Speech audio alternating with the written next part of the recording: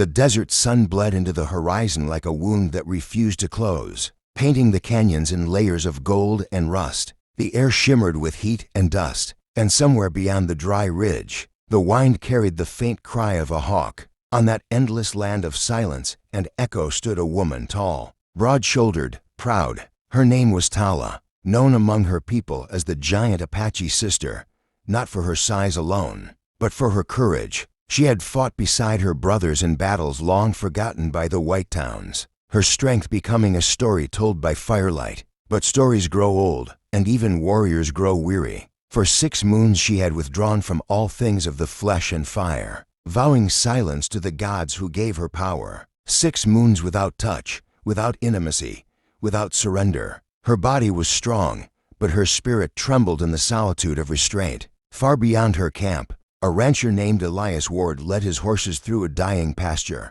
He was a quiet man, a virgin not by choice but by circumstance. The ranch was his father's dream, and since his passing, Elias had known no world beyond it. He spoke little, worked hard, and prayed harder, as if sweat and prayer could fill the silence in his chest. His only company was the creak of the windmill and the restless sound of his thoughts. Yet every night, when the desert cooled and the stars spilled across the sky, he would look toward the distant mesas and imagine a life beyond the fence, one where the land wasn't so empty, and the nights weren't so long. It was fate, or perhaps loneliness, that drew them together. One evening, as the sky darkened to bruised violet, Elias found his best Mari limping near the old riverbed. The ground there had broken into jagged stone after a season of drought. He followed the trail, sweat dripping, breath heavy, and then saw smoke rising in the distance, thin, curling, deliberate. A campfire. His father once told him never to walk toward Apache fire uninvited, but something deeper than reason pulled him closer. When he reached the clearing, the firelight revealed her, the giant Apache sister, her gaze sharp as obsidian, her braids heavy with dust and beads that whispered when she moved. For a moment, neither spoke. Only the fire cracked, and the earth seemed to lean closer to hear what would happen next. "You walk heavy," she said, her voice low and steady. "The ground feels your worry before you speak it." Elias froze, unsure whether to answer or turn away. "My horse," he managed. She limped this way. "I didn't mean to." "To find me?" She interrupted. "No one ever means to find what the spirits send." She rose, towering over him, not in threat but in presence. The firelight carved her face in amber and shadow. She looked like something from the old stories, half mortal, half memory. Elias could barely meet her eyes. "I didn't mean disrespect," he said softly. "If I intruded, I'll go."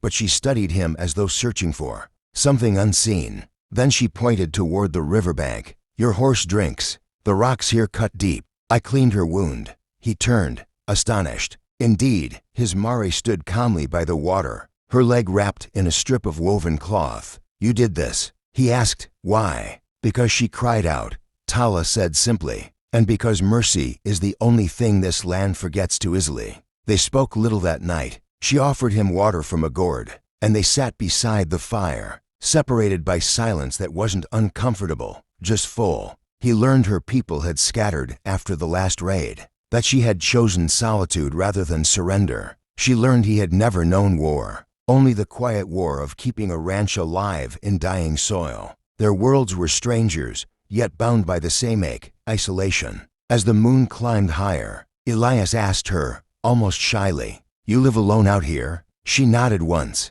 "For 6 moons now. My vow forbids closeness. No men, no women, no wine, no touch. The spirits test me." He looked down at the sand, tracing patterns with a stick. "You're strong to keep it." "Strength." She laughed softly, a sound that carried both pride and sadness. "No, it is just another kind of hunger." The night deepened. Coyotes howled somewhere in the hills, and the fire burned low. She watched him, this rancher boy with hands made for work, not war, and saw something honest in him, something untouched by greed or deceit. He was different from the soldiers she'd fought, different from the men who tried to tame her people's land. He was gentle, awkward, sincere. She found herself wanting to test the edges of her vow, not through touch, but through truth. "Tell me," she asked, "why do you walk alone when the world is wide?" He hesitated. Maybe I'm waiting for something real, and if it never comes, then I'll still wait, he said. His voice was soft, but it carried like thunder in her chest. Before dawn, the wind shifted, and with it came a faint smell of rain, a rare promise. Tala stood, gathering her things. You should leave before the sun, she said. Others will come hunting when the wind turns. Elias rose as well, reluctant. Will I see you again? He asked. She gave no answer, only met his gaze with a look that said both maybe and never. Then she turned, her silhouette dissolving into the lightening sky. Elias stood there until the fire died, the ashes carried away by the wind. He returned to his ranch changed, though he couldn't name how. Days turned to weeks. The land remained harsh, but something inside him had softened, or perhaps awakened. He began to leave a portion of grain at the edge of the river each morning, not out of superstition but gratitude. Sometimes he thought he saw her shadow across the cliffs, watching. Other times, only the wind answered. But deep inside, a rhythm had begun, the slow drum of something, forming between two lives that shouldn't have crossed yet somehow did. And far beyond, in her mountain shelter, Tala knelt before her fire, her vow still unbroken but trembling like smoke. The spirits whispered, the test is not silence, but connection. She closed her eyes and saw his face, the gentleness in his eyes, the awkward grace of his voice. The desert had carried many wounds, but this one felt different, not a scar, but a seed. The wind rose again, carrying the scent of coming rain, and that's where the story begins. The storm came the way all great reckonings do, slow at first, then all at once. By the time the clouds gathered above the mesas, Elias had already felt it in his bones. The air was too still, the horses restless, the birds gone silent. He stood on the porch of his ranch house, staring at the horizon as the first roll of thunder echoed like a drumbeat over the land. Somewhere beyond that line of darkness, he knew. She was there, the woman who haunted his thoughts like a half-remembered song. It had been many weeks since that night by the fire, but her presence lingered in every corner of his days. He worked harder, but his mind wandered farther.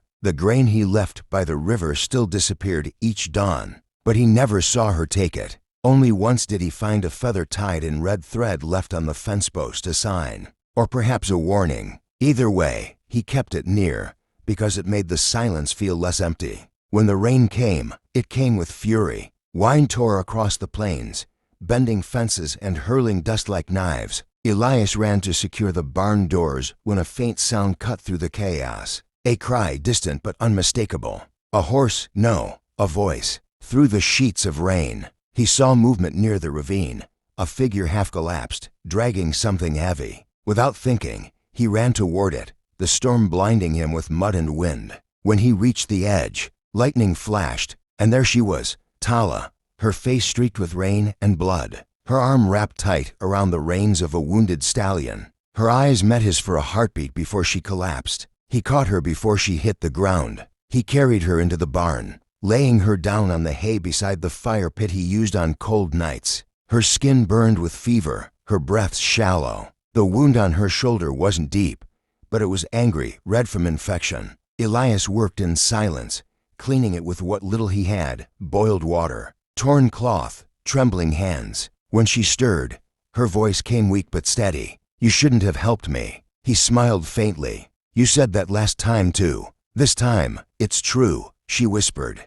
They'll come, soldiers, they hunt my blood. Then they'll find nothing here but a man and his fence, he said, wrapping her arm. Rest, the storm hides you now. For 2 days, the rain didn't stop. The world outside became a gray ocean of mud and thunder, and within the barn, time seemed to hold its breath. Elias tended to her wound, changed her bandage, and when she woke, he offered her broth and silence. She spoke little, but her eyes followed him, studying his kindness, his patience, his awkward attempts to hide his worry. On the second night, as the fire cracked between them, she said softly, "You are untouched." He looked up, startled. "How would you know that?" "I see it," she replied, "in the way you move, in the way you look at the world like it might forgive you someday." He hesitated, then nodded. "Maybe I am, but I'm not ashamed of it. Nor should you be," she said. "Virgin soil grows the strongest roots." There was no need for more words.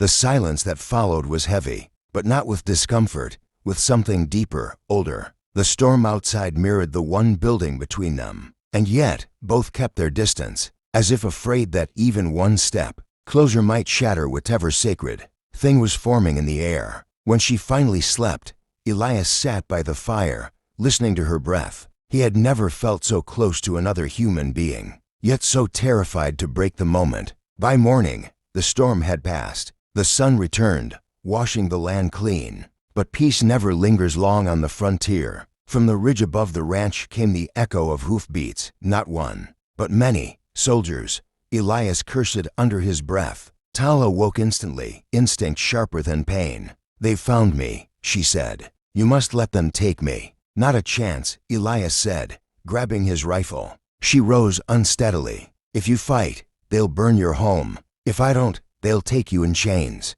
Her eyes met his, fierce, pleading. "You don't understand. My people struck back. A patrol ambushed. They want someone to hang. I am the story they'll use." But Elias had already stepped outside. The soldiers rode in tight formation, their leader a captain with cold eyes and a pale scar across his jaw. "Morning, rancher," the man called. "We're looking for a fugitive Apache woman. Seen anything?" Elias's heart hammered. He could lie, but lies never sounded right on his tongue. "No," he said finally. "Haven't seen anyone." The captain studied him, then glanced toward the barn. "Funny, you keep your door closed in a storm?" "Maybe I like my horses dry," Elias replied. For a moment, it seemed the captain might push, but then Tala stepped out, wrapped in Elias's old coat. Her hair hung wet, her face calm. "I'm here," she said. "Let the man be." The soldiers raised their rifles, but she didn't flinch. She looked at Elias, her eyes like flint and fire. "Don't," she whispered, as he took a step forward. The captain sneered. "You're under arrest for murder, theft, and treason." "I've killed no one," she said quietly. "But I'll walk with you if you spare him." The captain laughed. "Spare him? You think you make the rules, savage." Before he could finish, a gunshot split the air, not from Elias, but from somewhere beyond the ridge. A bullet struck the captain's hat clean off. Chaos erupted. Arrows rained from the cliffs. Tala's people, the remnants of her scattered kin, had come. The soldiers scattered, returning fire. The air filled with dust and smoke. Elias grabbed Tala's hand and pulled her toward the barn, shouting over the thunder of gunfire, "This way." But she resisted. "No. If I run, more will die. Then let them die for something that matters." He shouted back. She stared at him. A moment stretched between them like a held breath, then nodded. They fled through the back field, slipping through the mesquite, the sound of battle fading behind. They didn't stop until the land rose into the shelter of the canyons. There, beneath the crimson stone walls, they caught their breath. Elias sank to his knees, exhausted. "You could have died," he said. "So could you," she answered. "Why do you care so much?" He looked at her, rain-streaked, fierce, alive. "Because maybe the world's been too cruel to people who didn't deserve it." She smiled faintly. "And maybe it's been too kind to those who did." They stayed in the canyon for 2 days, hidden from pursuit. The rain returned, softer now, cleansing. Tala sat by the stream, her reflection rippling beside his. "My vow," she said quietly. "It was never meant to be forever. I thought the spirits wanted me alone, but maybe they only wanted me to remember what connection costs." Elias nodded. "And what does it cost?" She turned to him, eyes full of something ancient and tender. "Everything worth keeping." When they returned to the ranch weeks later, the land was different, greener, softer, as if the storm had washed away more than dust. The soldiers had moved on, and the world seemed to hold its breath for them. Life resumed, not as before, but as something new. Tala stayed, helping with the horses, tending the fields. The silence between them no longer a wall, but a bridge. And though the world outside still called her the giant Apache sister and him, the virgin rancher, those names no longer carried shame or legend, only truth. Two souls who had waited too long to meet, and when they finally did, learned that strength is not in solitude, but in surrender to something greater, the courage to care, even when the world says you shouldn't. The last light of sunset kissed the ranch house, as the wind carried a whisper through the grass, part promise, part prayer. The land, at last, was listening.